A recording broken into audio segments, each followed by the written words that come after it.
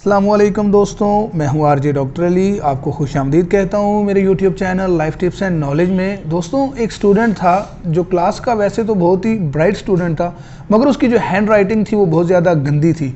जब भी वो हरूफ लिखता था तो किसी को भी समझ नहीं आते थे, सिर्फ उसके एक उस्ताद के। तो जिस उस्ताद को उसके हरूफ समझ आते थे वो उसको बहुत ज़्यादा तनकीद का निशाना बनाता था और पूरी क्लास में उसको ये बात कहता था कि तुम ज़िंदगी में कभी भी कामयाब नहीं हो सकते, तुम हमेशा जहाँ भी जाओगे बिल्कुल नाकामी का सामना करोगे और तुम इस राइटिंग से एग्ज़ाम को कभी भी पास नहीं कर सकते। उस लड़के ने बड़ी कोशिश की लेकिन उसकी जो हैंड राइटिंग थी वो कभी भी सही ना हो सकी और क्लास के जो बाकी भी उसके क्लास फेलोज़ थे उसका मजाक बनाना शुरू कर दिया।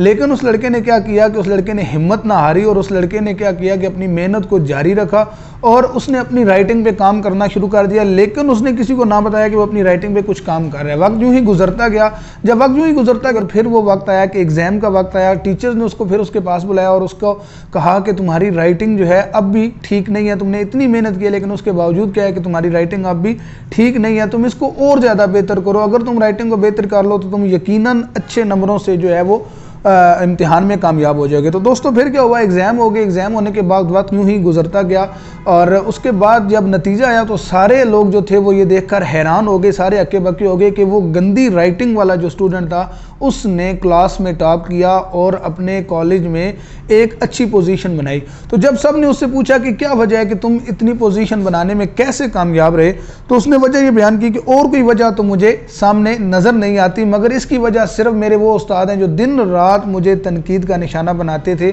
दिन रात जो है वो मुझे समझाते थे, मुझे कहते थे कि तुम्हारी जो राइटिंग है वो बिल्कुल गंदी है, अगर तुमने मेहनत ना की तो तुम्हारी राइटिंग ठीक नहीं हो सकेगी। और यहाँ तक कि जब मैंने अपनी राइटिंग को बिल्कुल सही कर लिया, इतनी बेहतर मैंने अपनी राइटिंग कर ली कि जैसे मैं लिखता था ऐसे कोई नहीं लिख सकता था, और उसके बावजूद जो मेरे उस्ताद थे उन्होंने क्या किया कि उन्होंने फिर भी कहा कि नहीं, तुम्हारी राइटिंग जो है वो अभी भी कमज़ोर है, तुम्हारी राइटिंग अभी भी जो है वो सही नहीं है, तुम इस पर मज़ीद मेहनत करो। और मैं मेहनत करता गया और यहाँ तक कि मुझे खुद यकीन ना आया कि मैंने इतनी अच्छी राइटिंग से एग्ज़ाम को लिख लिया। तो दोस्तों, ये कहानी सुनाने का मकसद ये है कि कभी कभार ऐसा होता है कि हम ज़रा सी बात पे हल्की सी हमें हौसला अफजाई मिलती है तो हम अपनी मेहनत को भूल जाते हैं। हमारी ज़िंदगी में ऐसे लोग होने चाहिए जो हमारी ज़िंदगी में हमें मेहनत के मुतल्लक मज़ीद सिखाते जाएं, मज़ीद बताते जाएं, मज़ीद हमें ये इंसिस्ट करते जाएं कि नहीं अभी कमी है, अभी अपनी ज़िंदगी को और बेहतर बना लो, नहीं अभी कमी है, अपनी ज़िंदगी को और बेहतर बना लो। इसकी मिसाल बेहतरीन आपके वालिदैन है। आप देख लें, आपके वालिदैन आप चाहे जो कुछ भी बन जाएँ,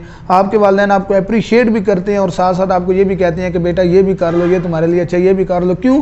क्योंकि जितनी फ़िक्र उनको आपकी होती है इतनी फ़िक्र किसी को भी आपकी नहीं होती। और आपकी लाइफ को सेटल करने के पीछे दो ही बंदों का हाथ होता है, या आपके उस्ताद या आपके वालिदैन। तो इसलिए अपनी ज़िंदगी में उस लड़के की तरह मेहनती बन जाओ जिसको अपनी कामयाबी पे तब तक यकीन ना आया जब तक कि उसने यूनिवर्सिटी का नतीजा या बोर्ड का जो नतीजा था उसने देख नहीं लिया। और जब अपनी आंखों से उसने बोर्ड का नतीजा देख लिया तब उसे यकीन आया कि मैं कामयाब हूँ। और तब तक अपनी मेहनत को ना रोको जब तक कि तुम बिल्कुल कामयाब ना हो जाओ, और अपनी मेहनत को लगातार जारी रखो और किसी ऐसे बंदे को अपने साथ रखो जो आपकी तनकीद करता रहे। तनकीद होना ज़रूरी है। अगर आप ये समझें कि आप सिर्फ तारीफ़ से रह सकते हैं तो आप कभी भी कामयाब नहीं हो सकते। कामयाब होने के लिए तारीफ़ के साथ साथ तनकीद को भी सहना सीखिए।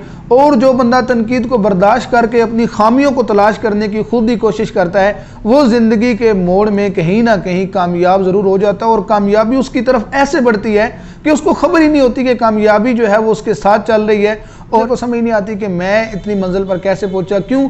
और अगर आप हौसला अफजाई ज़रूरी है, मैं ये नहीं कहता कि हौसला अफजाई ना करें, हौसला अफजाई भी ज़रूरी है, लेकिन हद से ज़्यादा एक हौसला अफजाई अगर आप करेंगे तो बंदा एक जो है वो ओवर कॉन्फिडेंस का शिकार हो जाएगा। ओवर कॉन्फिडेंस का शिकार अपने आप को कभी भी ना करें। किसी भी हाल में हो आप ये सोचें कि मैं इससे बेहतर कर सकता हूँ, ये तो है, ये अभी मेरा आगाज़ है। अगर आप किसी और बंदे के साथ मुकाबला ना करें, अपने साथ मुकाबला करें, एक रिकॉर्ड बनाएं, उस रिकॉर्ड को आप खुद ही तोड़ें, तो यकीनन क्या है कि आपकी ज़िंदगी जो है वो जैसे पहले थी वैसी आज नहीं होगी, और जो आने वाली है वो इससे भी बेहतर होगी और बेहतर से भी बेहतरीन होती चली जाएगी। तो बेहतर से बेहतरीन की तलाश अपने अंदर करो, लोगों से मुकाबला करने के बजाय खुद से ही मुकाबला करो, खुद से लड़ो। और दूसरी बात एक और याद रखो कि अगर आपकी ज़िंदगी में कोई ऐसा बंदा है जो आपकी इस्लाह करता है तो अपने रब का शुक्र अदा करो, क्योंकि हमेशा वो पौधा जो है वो मुरझा जाता है जिसका कोई माली नहीं होता, जिसका कोई बागबान नहीं होता। अगर आपके ज़िंदगी में कोई बंदा आपकी इस्लाह करने वाला है,